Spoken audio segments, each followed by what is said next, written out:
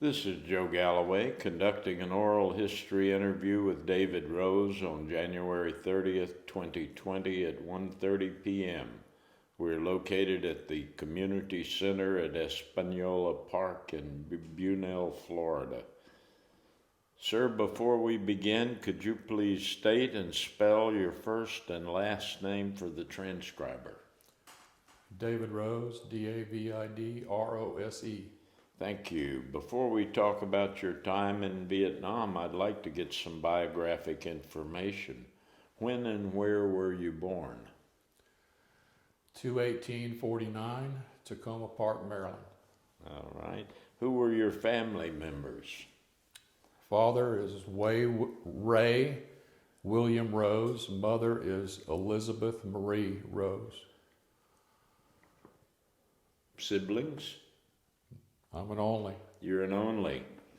And what do you consider your hometown? Where'd you go through public schools or Catholic schools? Orlando, Florida. Florida Military School, and graduated at Forest Lake Academy in Maitland, Florida. How'd you come to enter the military? I wasn't ready for college. I goofed off in college. I had a hot rod. I had a girlfriend. I owned a rock band. Why study? And so I failed out of college. And I knew that I would be drafted. I didn't want to go home. And so I volunteered for the draft. And I was sent home because I had to be interviewed by some people there from the military, also by my pastor, because I went into the military as a conscientious objector, and which means we don't carry weapons, we don't kill people. And I had to get special clearance and letters from my pastor and so forth of my beliefs and how I qualified and why as a conscientious objector. So you didn't want to go home, but they made you. They made me, yeah. But how did all of that stuff go? It went well. You got your CO status? I got my CO status and was inducted into the military. And this is what year? What month? This is April of '69. 69. Vietnam War is well actually underway. Starting to over the top there a little bit. It is a little bit, but you wouldn't know it if you were there. That's true. The Army sent you for basic to where? Fort Sam? Fort Sam, Houston. For medic training? Medic training also. Since we were COs, we had an abbreviated basic training. I think it was only 6 weeks instead of the normal 8, I think it was, just because we didn't have weapons training. Yeah. And then we had about 16 weeks of AIT medic training. Do you think they prepared you well for what you were about to face? You're never prepared for war. They prepared us the best they could, the best they knew how. But just like any other training, I don't care what it is. If you go to college, it's just an introduction to your profession. You know, there's still a lot to learn. And I was involved in teaching people marketing on a university level, and in my presentations, I would tell them, yes, you're graduating this year. Yes, you have this certificate on the wall. It's not the end. It's just the beginning. True. Could you describe for us the medic training that you underwent in those 16 weeks? The short version. I don't remember a lot of it, but of course we learned blood pressure, and I remember and bandaging, stopping the bleeding, the basics. It was very, very elementary. Yeah. Okay, where are you now ready to head for Vietnam? Or are they going to send you somewhere else? Well, I went to Fort Devens for a short period of time out of AIT, and I was assigned to the emergency room there. And it was kind of a boring job. You know, as you can imagine, there wasn't much going on. But I wasn't there long, and the captain of my unit called me in. I had never seen him, never met him. And he said, "David, you're just a little bit different." He said, "You're going to Vietnam." And I said, "How do you know I'm different? We've never talked. You've never set eyes on me." He wouldn't answer my question. So anyway, I was gone. Yeah, went over there with many of my other AIT A people. whole plane full of medics. Whole plane full of medics. Where'd you land? Benoit. Benoit. Now, how many medics were on that plane? 120, 130? Probably close to 200. It was a big commercial airplane. How many of them you think were alive after 90 days? I don't have any idea after 90 days. I can answer your question after a year, and I'll get to that. Yeah. But Is this still 1969, or have we eased over into 70? it's the end of 69. Yeah, toward the end of 69. Yeah. All right. You land at Benoit, and do you have an assignment, or do they No. put you in the repo depot?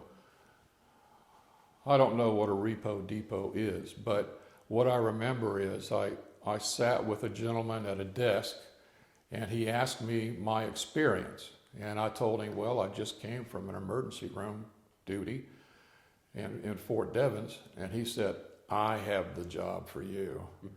He said, "You're going to Pleiku to the 71st Evac emergency room." He said, "It's one of the busiest emergency rooms in the country. You're going to be busy."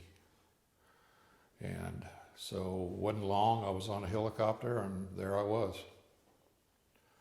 Pleiku, Central Highlands, 2 Corps. 71st Evac. 71st Evac, yes, sir. Tell me about that ER and that outfit. Well, it's a frontline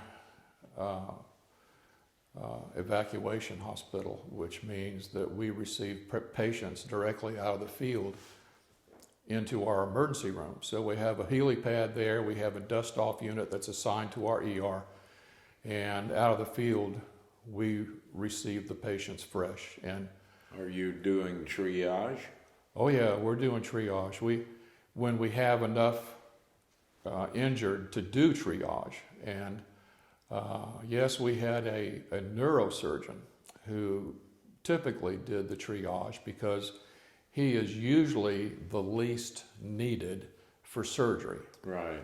And so he put numbers on people, 1, 2, or 3, and that's the order we did the surgery.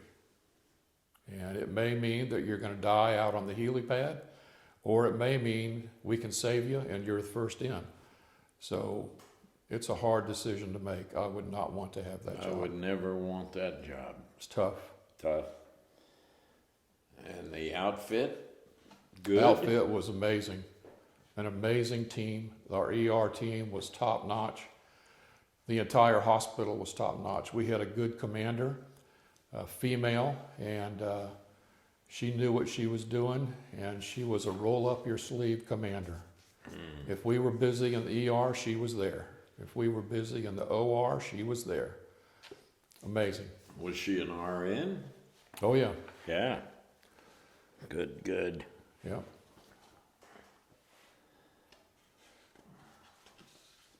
Before we move any further along, would you explain to those who don't know what a conscientious objector is, what that means, how you declare your objection.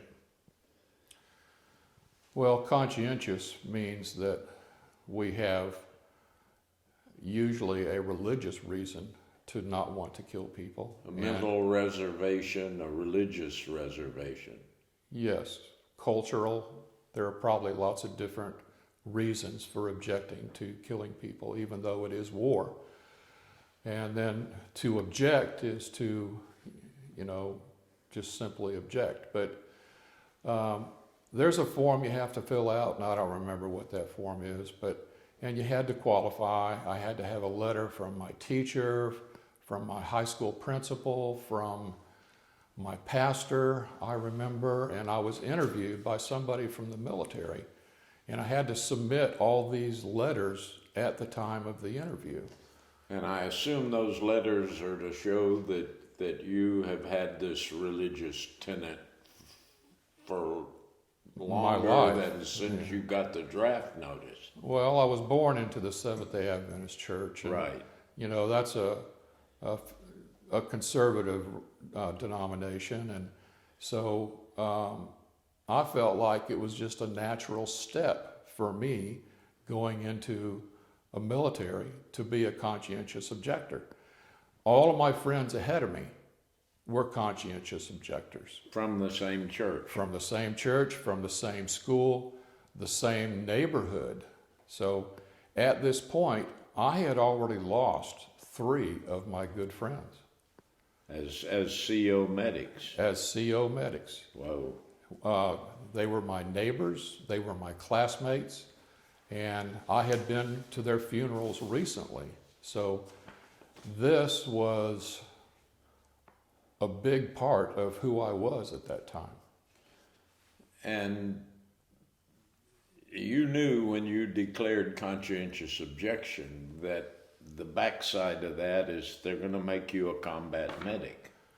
It seems like they did that regularly. I expected that. It's possible to go into other MOSs.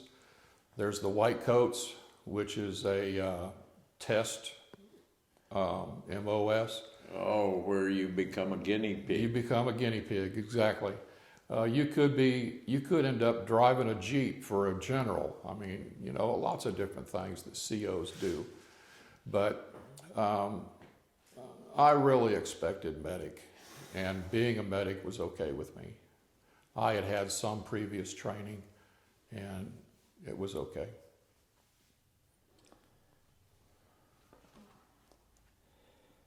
What were your initial duties in the ER at the 71st Evac?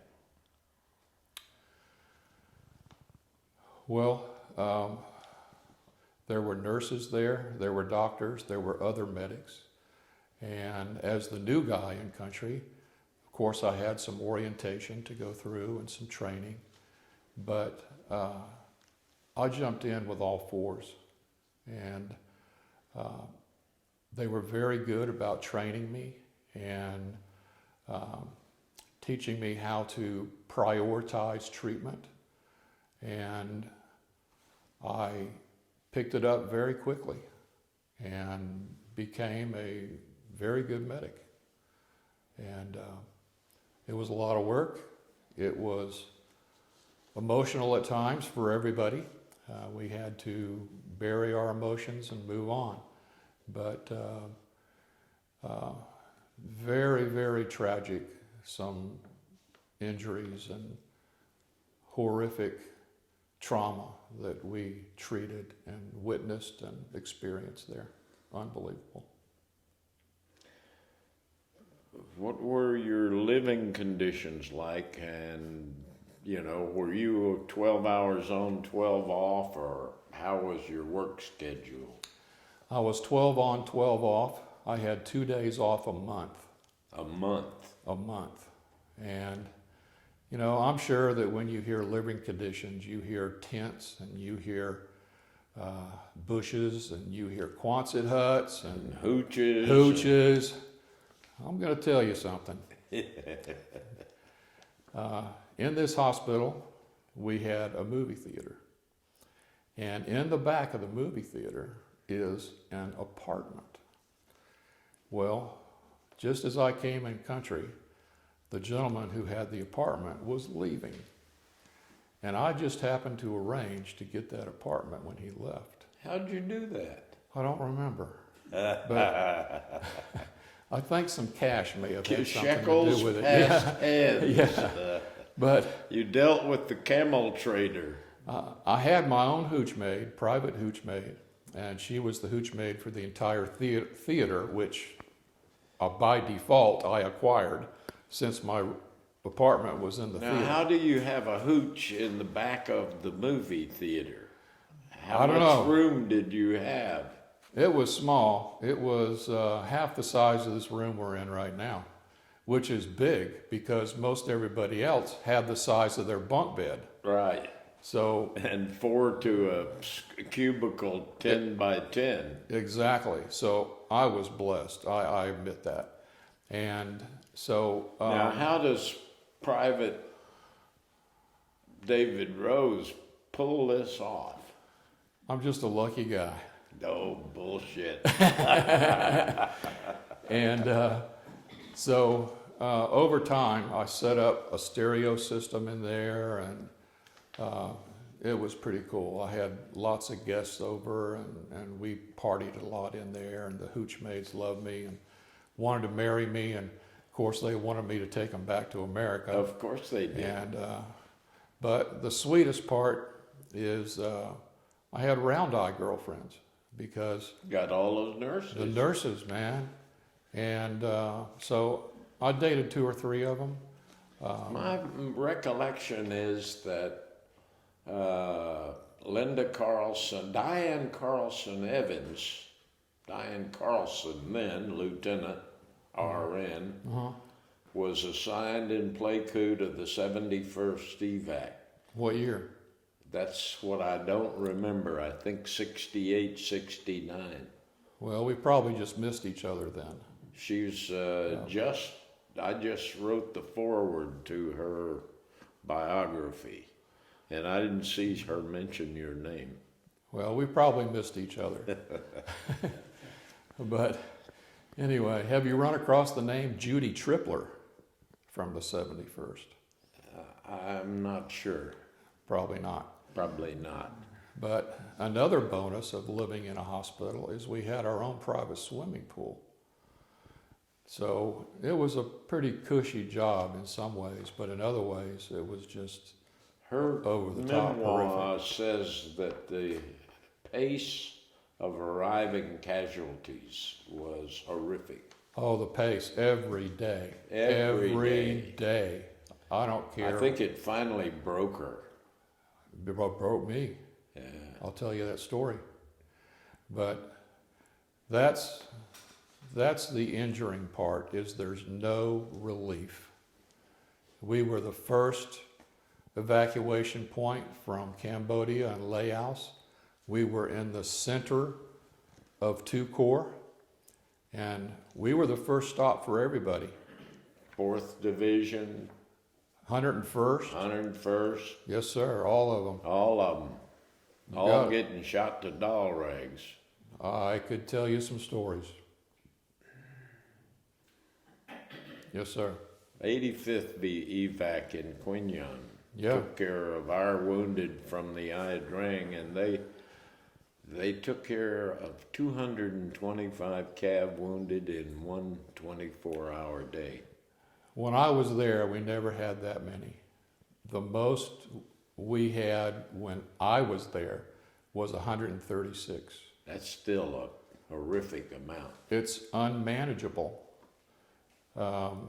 We had patients in the ER, down the hall, in the surgery clinic, out the front door, down the road to the helipad, and the helipad was covered with patients, just waiting to just be seen. Just laying out there on stretchers. We had nobody to go out there and do anything. They just all came at once. And we called in everybody that was off, everybody that was sleeping, everybody in town. Still, we didn't have enough medics, nurses, and doctors to help everybody. Was that from a particular operation or a particular division or just happenstance? No, it was one particular battle, and I'm sorry, I can't remember what it was. I may not have even known. Yeah. Because when you're that busy, you just don't have time to ask questions. Right. And part of my job was to fill out paperwork and medical records, especially if someone died. And it was part of my duty then to learn their units and names and all of that. But usually I didn't even know their name. And so, unlike some of the medics who are with a particular unit out in the field for months and months, they become brothers, Yeah. family. Yeah. It's different with me. I treat somebody, I move them on to the OR or patch them up, send them back to their unit. One way or the other, they're gone. So long, take care. Who's next? And so I was a machine. mentioned hitting your breaking point. Okay.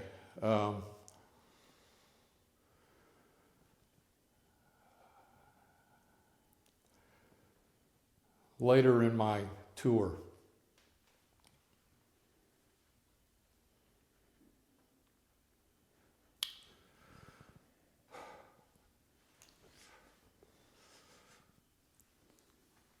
I had a colonel come to the ER. He asked for me. He said, "Rose, I have a job for you, special mission. I want you to do it." He said, "Usually we send out our regular team, but this is not a regular job." He said, "I have special requests. I have special duties and special ways I want you to handle this job." And he said, "There's a downed helicopter out there. It's crashed, it's burned, everybody's dead. But," he said, "there are two very special people on that helicopter. And I want you to select two men, the best you know, and go out there." He said, "It's a hot area. They're waiting for you. But we'll provide you cover." And he said, "I want you to separate those bodies at the site." He said, "It's very important that you do that." And he said, "I want you to look for any surviving boxes, papers, look around the ground, look around the site, and try to find anything that looks different or of value." And so we had two gunships escort us out there. And they provided cover. And our helicopter came in hot. We jumped out. Helicopter was gone. We're there alone. No, we're not alone. I'm sorry. Sorry I said that. The gunships were hovering at a distance, and they were watching us. And we started working, and the bodies inside were crispy critters. Mm-hmm. The helicopter was just almost gone. The framework was just barely there. And one of the bodies had an arm that was standing straight up like this. And I tried to hold it and pick it up, but it fell apart, just crumbled right down to the ground. And the smell was unbelievable. I could hardly breathe. We all had to take breaks. And I managed to separate everything as best I could, get things in bags, parts. I never did find anything of value. There was nothing left.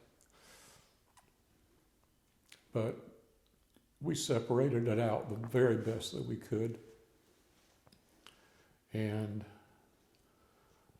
when we were finished, we called the helicopter back in. And at that point, they provided cover. I mean, they provided cover.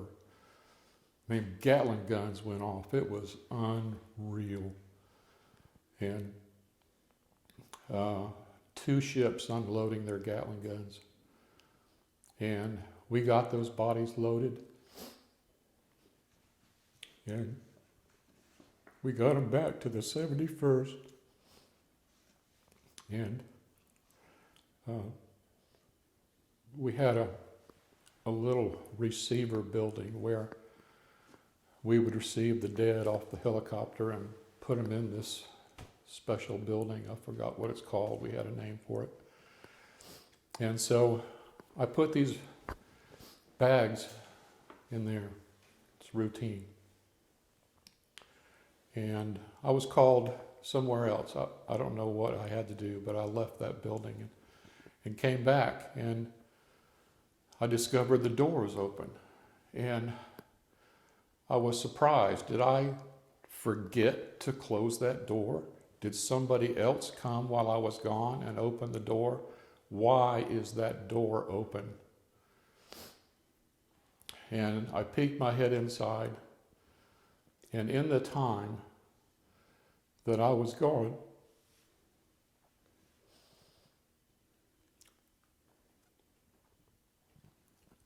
a pack of wild dogs came in. They could smell those bodies. It wasn't hard. And they were eating those bodies. Oh, Lord. Right through the bag. And I lost it. A lot had happened. And some of those stories you'll hear. But that was it for me. I was done. Done. I was finished. Even as a CO, part of my job is to disarm warriors when they come to the ER. We require that they put their gear, their packs, their helmets, and certainly their weapons at the front door of the ER. And there was a whole line of weapons there of patients who were inside the ER. I'd never fired a machine gun before. I'd never loaded a machine gun before. But I observed other people unloading their machine gun. So I just reversed engineered what they did. And I picked up that machine gun. I loaded that thing. And I unloaded it on those dogs. And it's all I knew to do. I couldn't stop on myself. And I killed all of them. And so the short time after that, the commander, she liked me. She loved me. She trained me. She called me in her office. She referred to it as shell shock. PTSD was not yet described at that time. And she said, I'll never forget it. She said, all right, David, where do you want to go? Honolulu, Bangkok, Hong Kong, or Sydney? I said, Sydney. She said, you'll be on the plane tomorrow. I don't know how she did it, but... Is this an R&R or transfer? No, it's an R&R. All right. And she said, David, you're going to be gone for 2 weeks. When you come back, you be ready to work. And so I went to Sydney, and Coolangatta Surfers Paradise in Brisbane. And saw the reef and came back in 2 weeks. I did what she said. I was ready to go. She prescribed the right medicine. She's extremely intelligent, and she may have saved my life. Who knows? Yeah. Describe your friendships with and your impressions of those troops, nurses, docs, techs that you lived and worked with in the evac hospital. We were all tight. We were all a good team. We all worked together. I don't remember any arguments ever over anything. If somebody was in trouble, we'd help them. I mean, we just flat got it done. And I was really impressed. The doctors would even step out of their profession, out of their MOS, and do nurses' jobs and do medic jobs. I mean, they would get their hands dirty, and just whatever it took to get the job done. We were extremely professional. The camaraderie was over the top, and I miss it today. And I've never been able to reproduce that camaraderie. And through all of my 300 hours of psychiatric counseling through the VA, I learned over that time that I spent my entire life trying to reproduce that camaraderie, and I couldn't. Couldn't do it. It's impossible. Did you form friendships with men and women from different racial and social backgrounds that you might never have outside of that unique place? I dated a black nurse. She was amazing. She was a major. And I loved her. She was great. I had a black buddy. He was a choreographer from New York City. Man, could he dance. He was 6 feet tall, skinny. Man, he could move. Good friend of mine. But most importantly, I made friends with the Montagnards. And as soon as I got in country, somebody asked me to take over their job because they were coming back home. And so on my day off, every day I had off for that whole year, my whole tour, I would take my day and go out into the jungles and hike to 5 different Montagnard villages and provide sick call for them. And I had a bodyguard with me. And the two of us went out and provided sick call. But over the course of a year, I made very good friends with those people.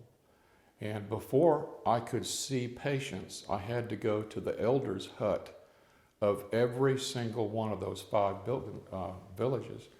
And the elder's hut had pots of rice wine in it that started out small, and progressively the pots got larger and larger and larger the farther you went to the other end of the elder's hut. And each one got stronger and stronger. And you had to drink through the straw and suck the rice wine off the bottom a certain level before you could move to the next one. Well, I did that 5 times in one day. So as you can imagine, walking home, I couldn't walk a straight line.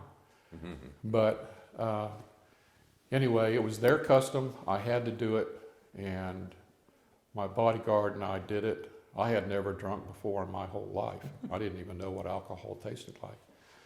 But I held up a lot better than my bodyguard. And so we just got it done. But they were great people, and I learned to really enjoy them.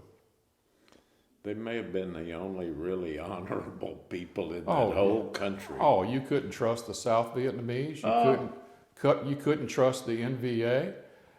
You couldn't trust Arvins.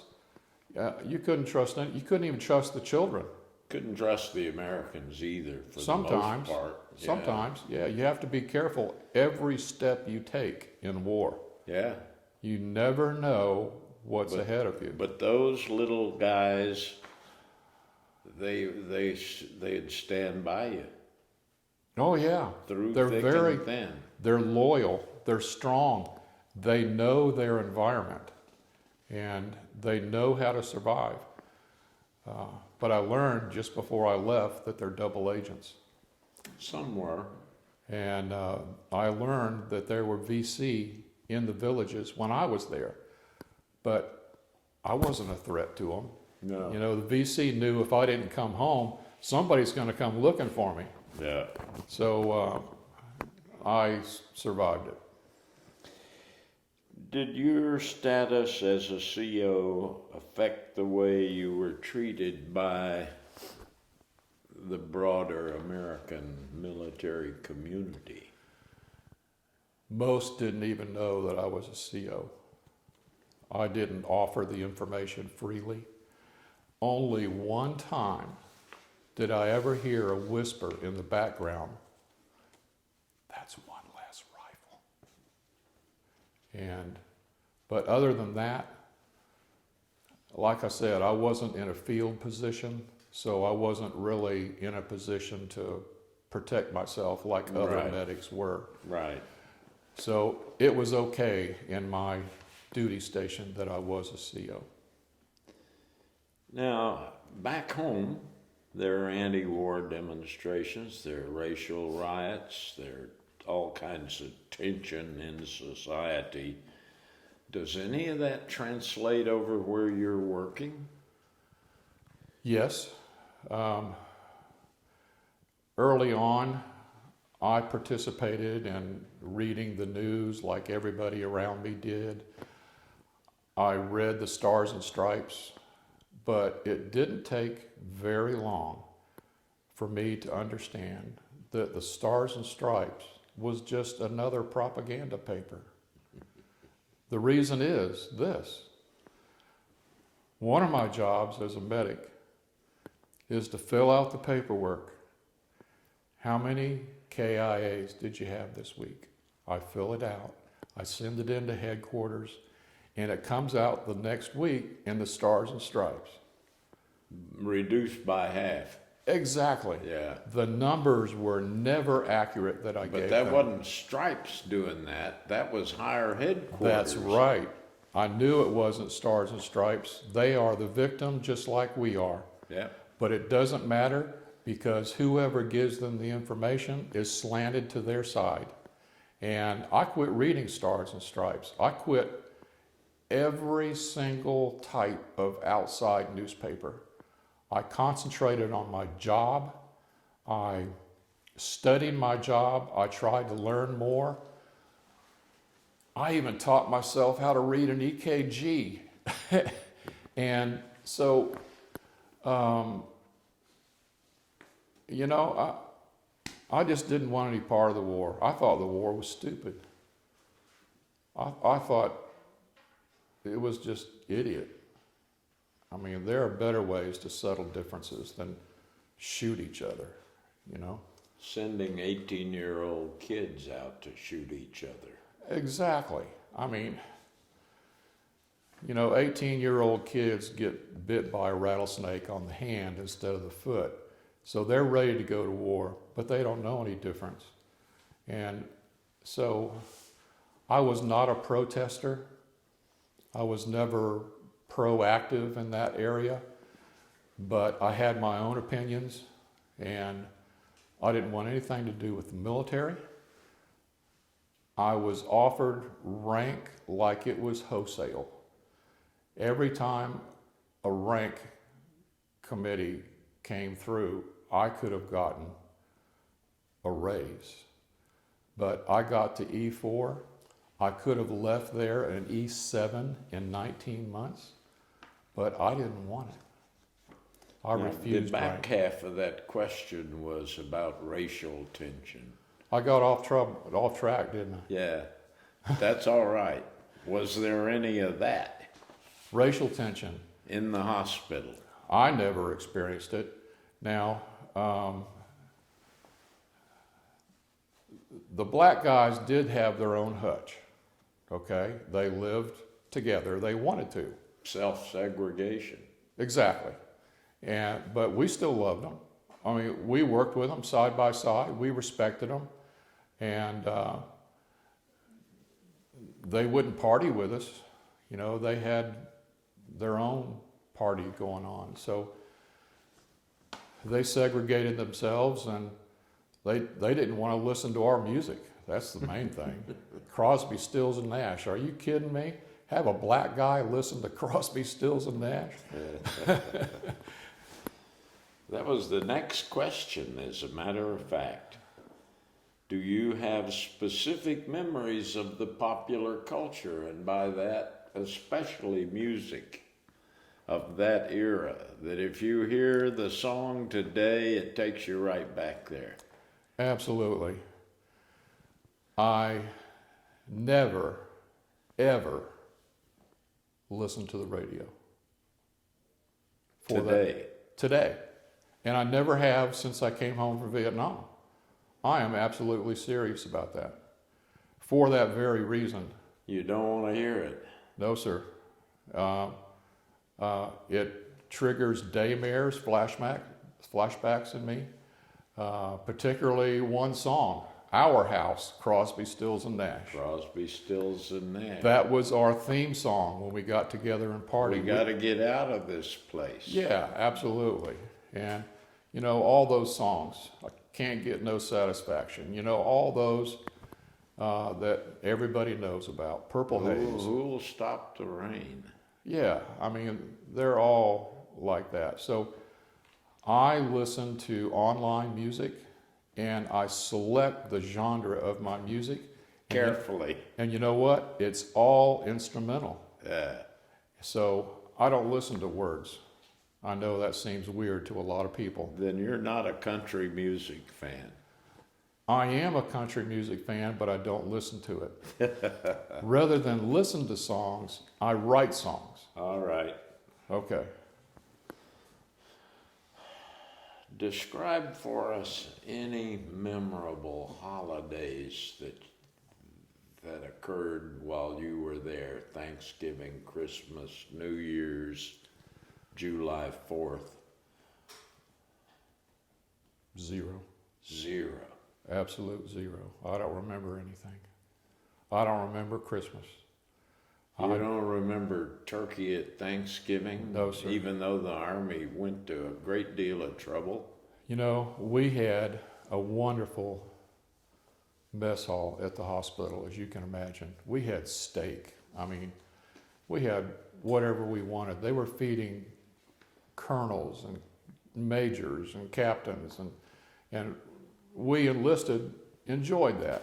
We all ate together. Yeah. And so I'm sure they had something really special. But with my job and my duties, if I wasn't working my butt off, I was sleeping. And because I knew what was coming for me next day. And that's all I did, was work and sleep. Can you describe for us the quality of the leadership in your outfit as high as you could see it? Absolutely top notch. As high as I could see it was the commander of my hospital. I just did not have the opportunity to go above that. And like I said earlier, she grabbed onto me. I don't know what attracted her to me, but she was an excellent teacher. And she would come into the ER, and the main thing I learned from her was how to prioritize trauma and how to treat the absolute most urgent need of a patient who's traumatized. The obvious thing is to stop the bleeding, but there's a lot more. And she taught me that, and I have never forgotten it. Never forgotten it. And it helps me to this day, not only in medical things, but in life. And I'll never forget her. Could you describe for us any of what you considered cutting-edge technology, science, medical advancements that you witnessed and worked with? And No, I'm not aware of any medical advancements, but I did have a helicopter was one. What do you mean? There were a lot of people that died in World War II that by the time Vietnam came along with helicopter evacuation to the ER, they lived. Well, see, I wasn't in World War II. But you know the casualty rates on one and the other. Well, maybe not. But to me, when I came in country, the helicopters were a given. They were there. All I did was utilize them. And so it was normal for me to have a helicopter. Sure. And sure, they were fabulous. That was the main way that we got around country, was a helicopter. And but that's how a boy could be wounded badly on the battlefield and be on your table being fixed in an hour. Yeah, exactly. And I flew dust off TDY for a while. But we're getting off. I want to tell that story, but we're talking about technology. So what I'm going to say now is not really technology. However, I think I did have an opportunity to make some kind of an improvement, because when intelligence would come in, when we had a VC in our ER, they would want to question them. And so intelligence asked me to bring in VCs if I had room for them on the helicopter, because they wanted to question them. And they would interrogate them, and sometimes it wasn't so friendly. I had a suggestion to the intelligence guys one time. I said, let me suggest something that I think will work. I think you're going to be able to open these guys up, and they're going to talk their mouth off. And what I did was, I took the pad off of the stainless steel gurney that we use for patients.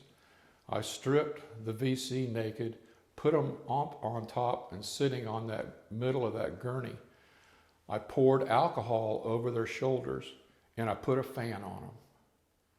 And they started talking. And they were not hurt, and they were very, very willing to give information.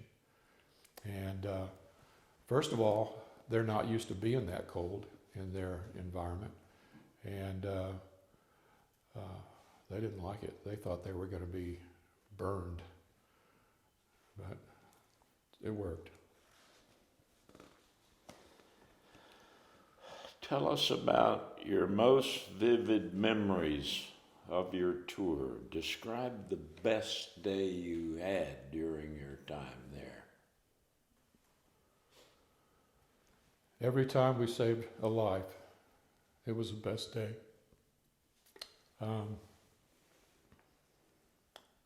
We saved a lot of lives.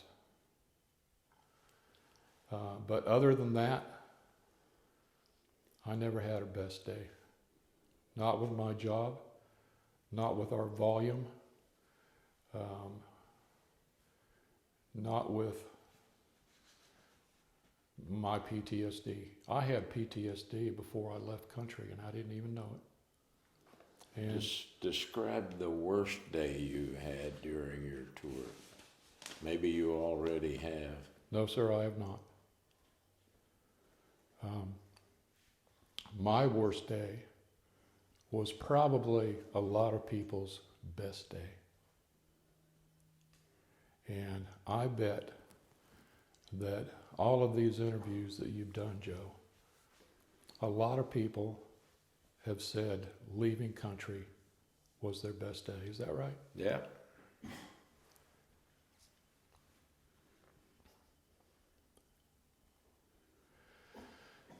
When it came time for me to leave country,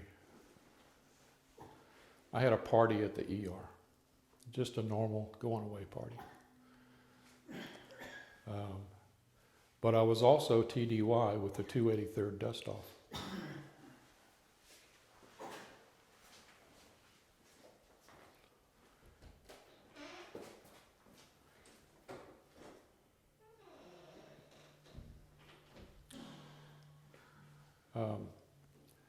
When it came time for me to leave country, I had a party at the 71st Evac ER, a normal party. And then, I think maybe even that same day, I went next door to the 283rd where I did TDY duty as a dust-off medic. And they had a party for me. But I was the sole surviving medic of that unit. It was hard. The next day, I was flown to Benoit to get on the Big Bird and go back to the world. I came into the hangar there where we were to congregate and report in. There was a captain there with a clipboard. I think they called him a load master. And I walked up to him behind him and I said, "Sir, where is everybody?"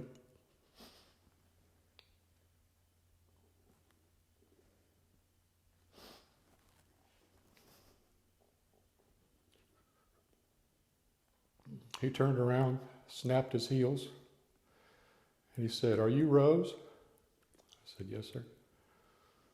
He said, "You're it, sir." He saluted me. He saluted me.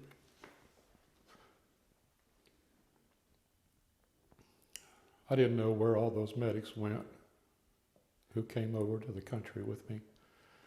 I never had any contact with them. I didn't know till it was time to go home that I was the only one. Mm. And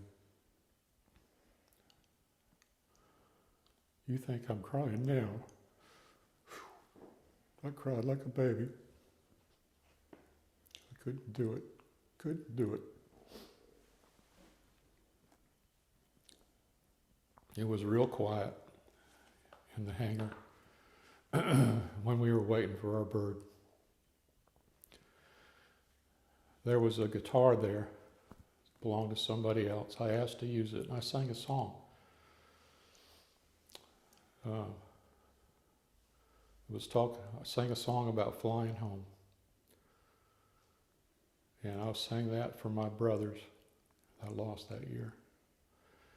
Everybody boarded the plane. I was the last to get on the airplane. I didn't want to leave my brothers. I wanted to go home. I had tremendous mixed emotions. But when I got on the airplane, the only seat left was in the very back. But I was in that seat for a reason. That stewardess, they were called then, I sat next to the entire flight. She was amazing. We talked about everything except the war. We didn't talk about protests. We didn't talk about anything negative. Somehow she came up with things to talk about that was the right stuff for me. I'm so sorry. That was my worst day. And then I have to finish the story. Well, no, I'll finish the story when you ask me the question. So that was my worst day in country. I have other bad days. Before this is finished, I want to tell you about. It's important to me. I'm finished. Go ahead.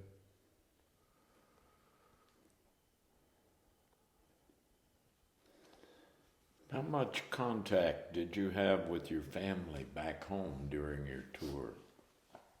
Almost none. It took 2 weeks for them to receive a letter, it took 2 weeks to get it back.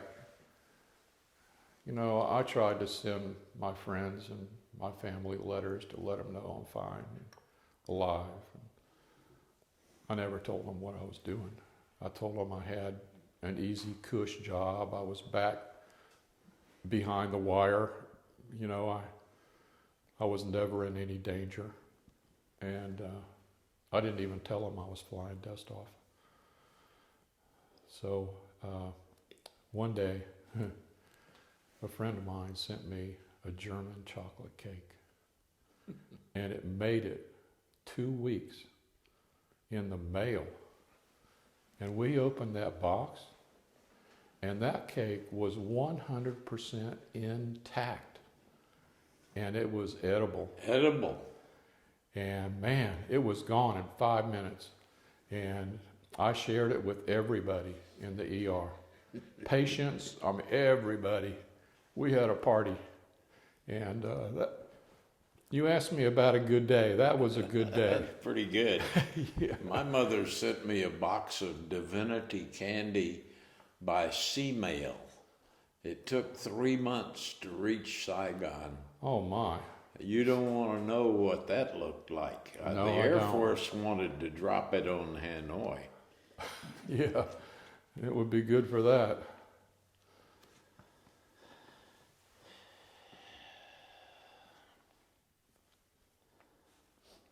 Well, if you've got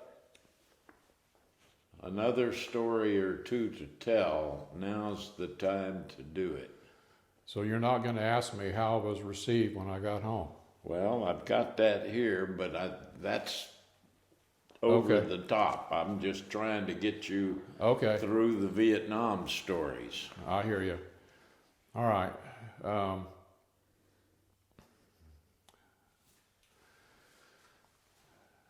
Since I was a CO, I didn't have a lot of duties that others had. Like, I was never up in the tower of the corner of our compound with an automatic weapon. I never had that kind of guard duty. However, my commanding officer said that I had to do CQ one time in my tour, charge of quarters.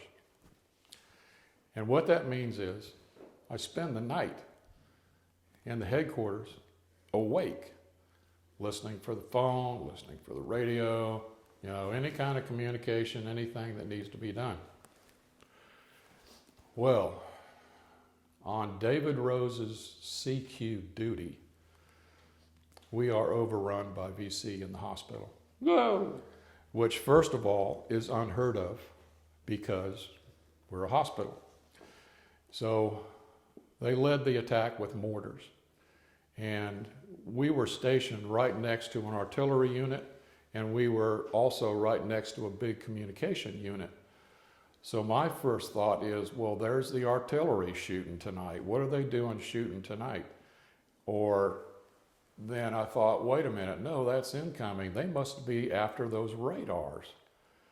And then I realized, wait a minute, that's too close. That's right outside this door. And so they gave us barrages of mortars, but they didn't hit anything. And so I called an alarm, and everybody grabbed their gear, came out to the wire, went up in the towers, and we had small arms fire with a group of VC coming through the wire of our compound. And I got a radio call from a sergeant, and I didn't catch his name, but I answered the radio, and I didn't know how to talk to him. And he said, oh no, I gotta, and I didn't understand the word, but I'm sure it wasn't good. And I explained to him, I'm a medic, I don't know how to talk to you, just talk to me like we're on the street in New York City, and we'll get it done. And so he did. He switched gears so he could communicate with me. And he told us to stand down because they are behind the VC, and they're going to attack them from the rear. And they wanted us to get clear so we wouldn't be in the collateral fire. And so I gave that order, and sure enough, I mean, these guys opened up and killed them all from the rear except for the front guy. And he radioed ahead of me and said, "We can't get that front guy, you get him." So I made that order, and one of our guys in the tower killed that front guy. So when it was all over, I thanked the sergeant in the best way that I could on the radio. I wish I knew his name. And he saved our butts. And we went out through the wire, and that lead guy was the barber of our hospital. And he had a custom-made vest with hand grenades tied all over him.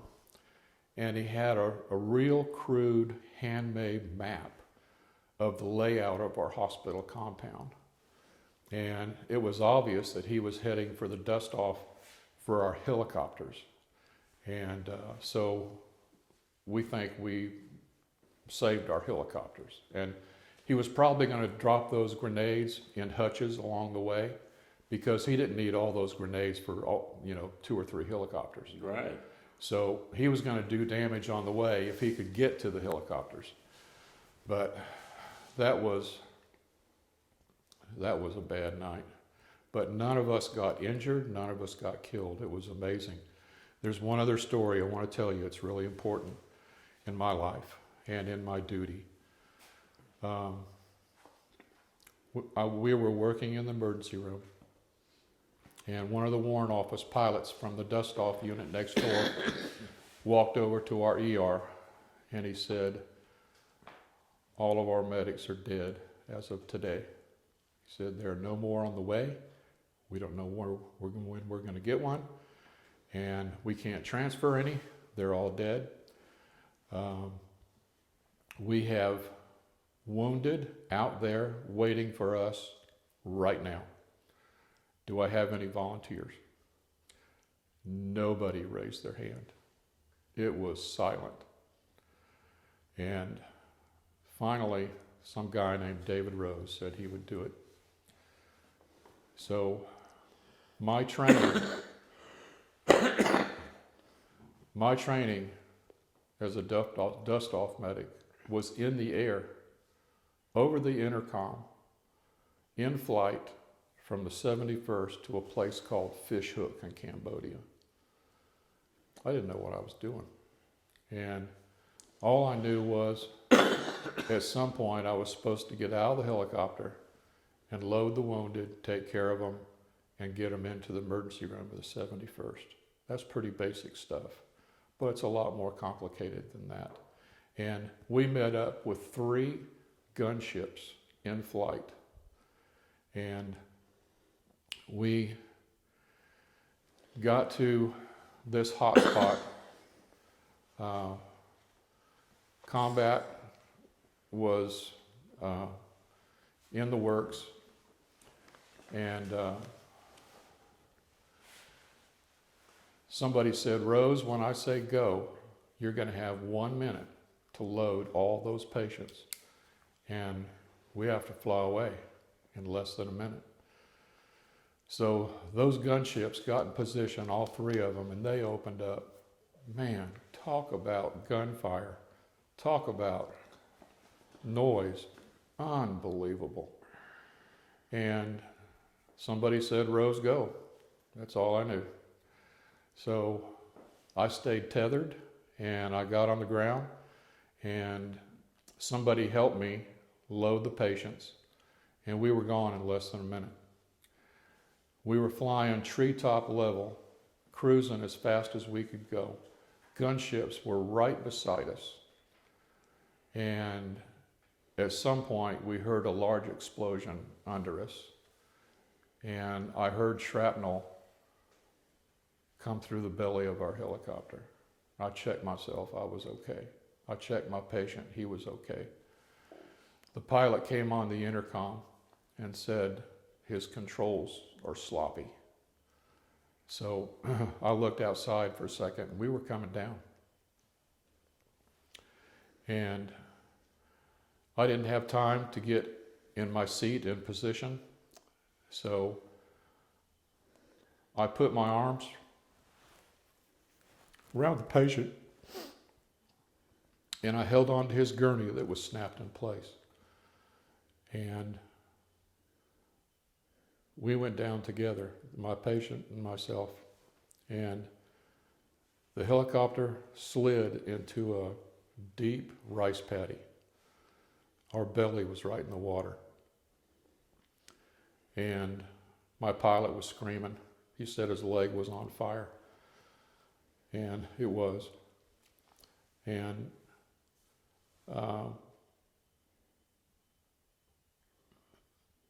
the gunships came back, and we told the gunners and the crew chiefs to come help us move the patients to their ships. And we had to do it immediately. So we somehow transferred all of our patients to 3 other helicopters.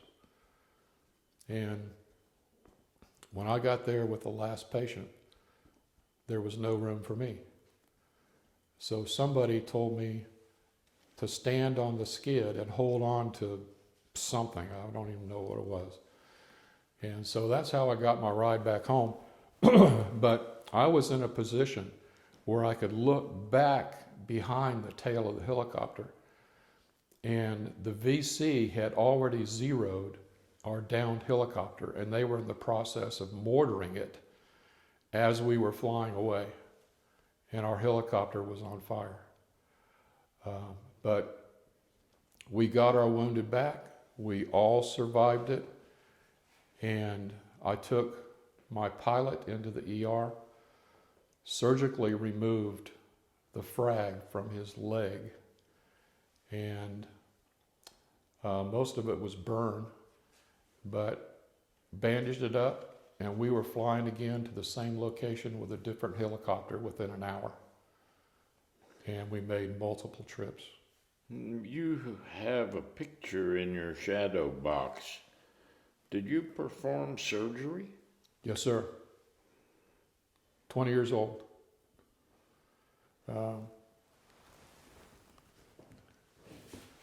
There's a picture of me in uniform performing surgery. I don't know exactly what I'm doing here, but it doesn't matter. I did a lot of surgery. Looks like suturing there. Could be. But I did a lot of suturing. I did a lot of, frag, bullet extractions, and lots of stuff. Yeah. I inserted chest tubes. I did cut downs. What sort of reception did your family and friends give you when you got home from Vietnam? Is this where I talk about my reception at the airport? Yeah. I flew into Seattle. There's my baggage claim right there. Right there in the corner. There it is. Yes, sir. Important day. And they took my uniform and said, "You don't want to be seen in this." And they gave me my medals. I don't know what all I gave me. I said, "I don't want my medals. Keep them." "No, we have to give them to you." "Okay." I didn't want any part of anything. I just wanted to go home. You were done with the Army?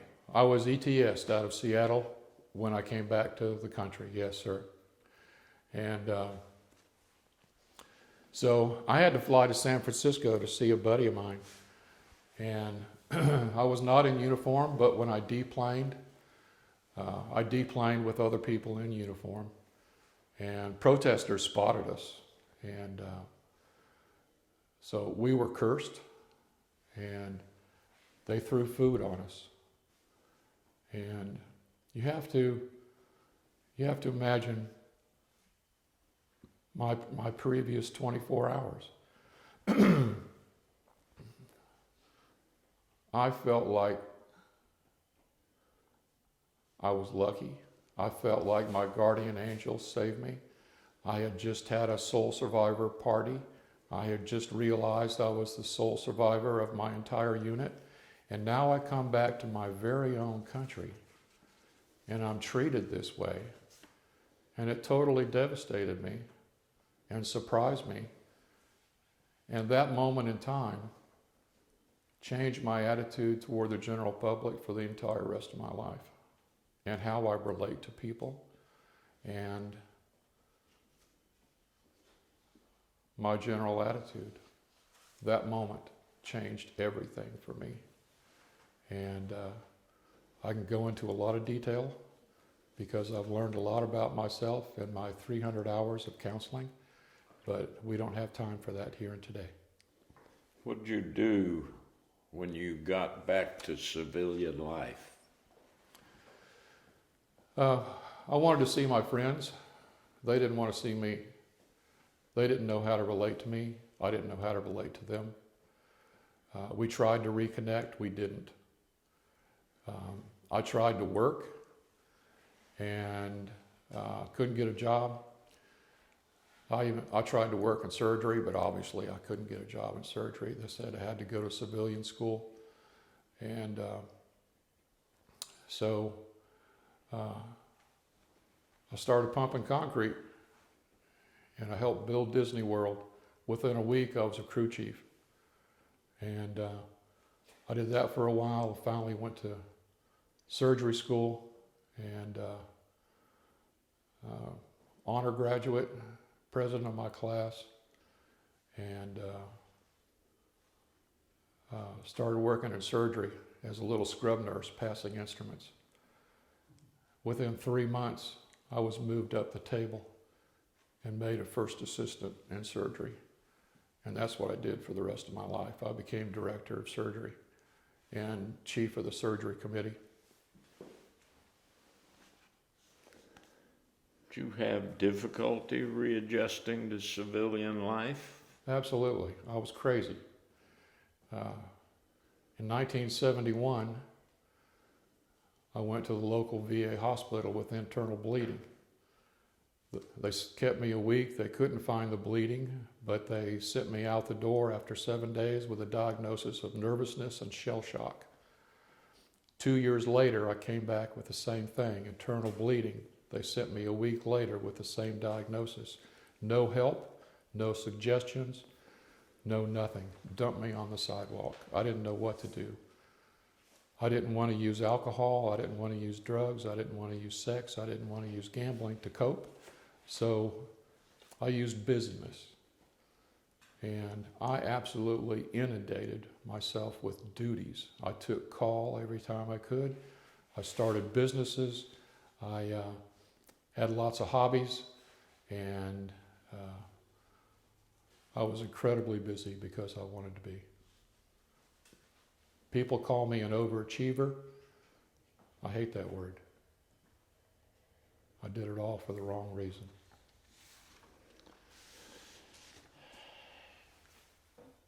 How did your Vietnam experience change you and affect your life afterward for good or for bad?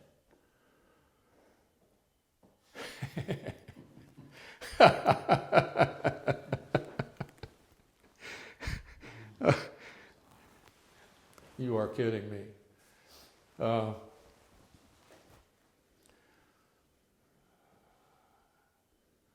right. For 45 years, I ran from myself. I knew I had PTSD, but I didn't know what PTSD was. Finally, after 45 years, I was a U.S. park ranger in Yosemite National Park. I started taking my PTSD out on my supervisors and the visitors. And I knew it was time then to get help. I retired early. I came home and went to a routine VA medical checkup. And in the course of my routine checkup, my doctor went down her monitor screen and asked me a list of 20 questions for a PTSD screening. At the end of those 20 questions, I was sitting there crying like a little baby. She pushed some kind of a panic button, and behind me was a male nurse, an orderly, and a city cop. They took me by the arm, escorted me down the hall to some big shot psychiatrist, sat me in front of his desk, and he interviewed me for an hour. And he said, "David, I'm going to admit you to Murfreesboro, York VA Hospital and mental health." And I said, "No, you're not." And so I took the second option, which is to accept his medication. And I thought, well, this is the VA. They know what they're doing. They're taking care of me. So I started on their psych meds, Zoloft. I'll never forget it. Over a course of 3 years, they gave me 13 different meds, 13 different kind of cocktails. I was absolutely jello. I weaned myself off of it. I hated it. And I started all kinds of alternative therapies. It's a very long story, but I endured over 300 hours of VA counseling for my PTSD. And I tried all kinds of alternative medicines and therapies. And there's one story I want you to know about, and that is that I started my own Vietnam veteran nonprofit corporation in the last 2 years. Once a medic, always a medic.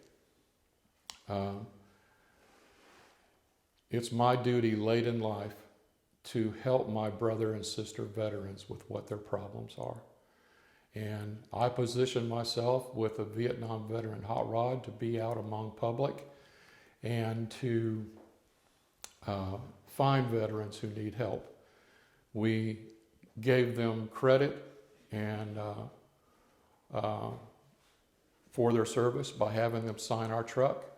I became a partner of the Vietnam War 50th commemoration, and personally myself, I awarded over 2,000 pins, lapel pins, to Vietnam veterans over the last 2 years.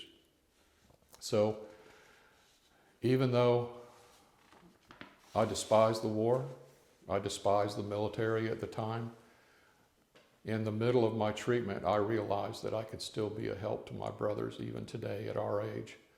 And that's what I did, and that's what I continue to do today.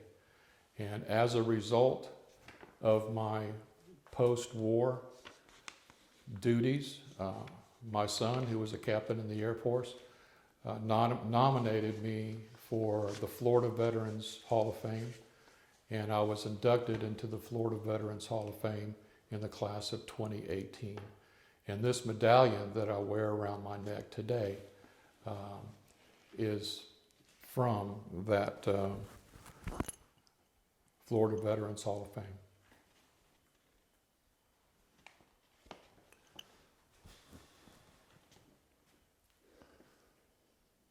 You've been to the Vietnam Veterans Memorial in D.C.? I did a lot of business over my life in Washington, D.C. I traveled there many times, dozens of times for meetings. I never could go to the wall. I didn't have the courage. I couldn't. And, to this day?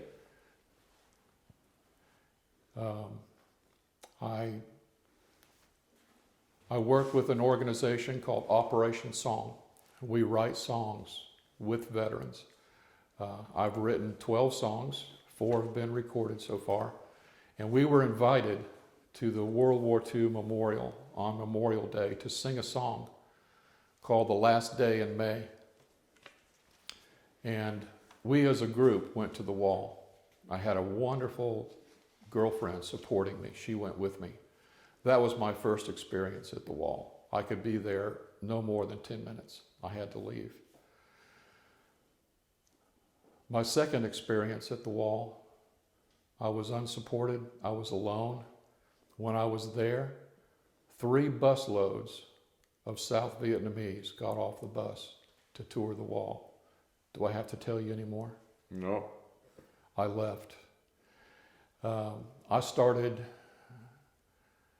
as a mentor and a keynote speaker for a group in Washington, D.C. called Warfighter Advance. We help post-war PTSD veterans with their problems for 7 days. One of our days, we go to Washington, D.C. and visit the wall. Since then, I have been to the wall many times, escorting and mentoring other Vietnam veterans, hundreds of them. I even spoke at the Vietnam Wall one time. And so in my involvement late in life with the Vietnam veterans, once a medic, always a medic, I have integrated and embedded myself and dedicated my recent years of life into helping veterans. It's literally almost all I do.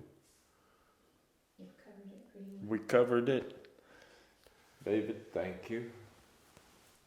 I have some things to show you. I know you've been watching your watch and you're falling asleep, Yes, both of those. but I'm going to cure that.